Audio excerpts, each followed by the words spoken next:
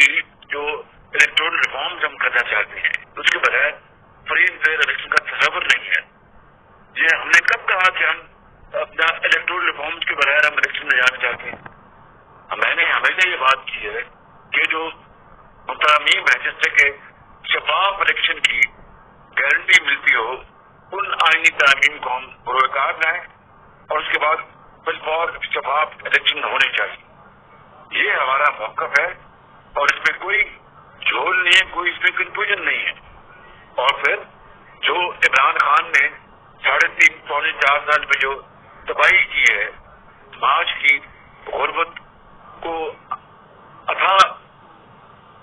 اندھیروں میں اس کو دقیق کیا ہے اور مہنگائی جو ہے وہ تاریخ کے سب سے اونچے درجے پہ ہے.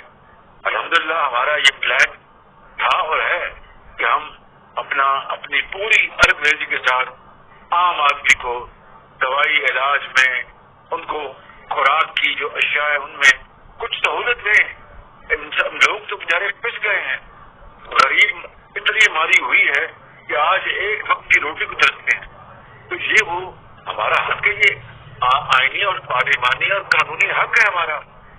اور جہاں تک الیکشن میں جانے کی بات ہے تو اس سے ہم قدم نہیں گھبراتے, ہم تیار ہیں اس کے لیے.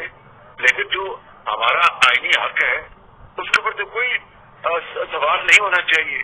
جو پارلیمان کا جو پریروگیٹو ہے اس کے اوپر تو کوئی سوال نہیں ہونا چاہیے. میں اس کی بات کر رہا ہوں کہ ہم پارلیمان کے آئین کو آج انہوں نے مسخ کیا ہے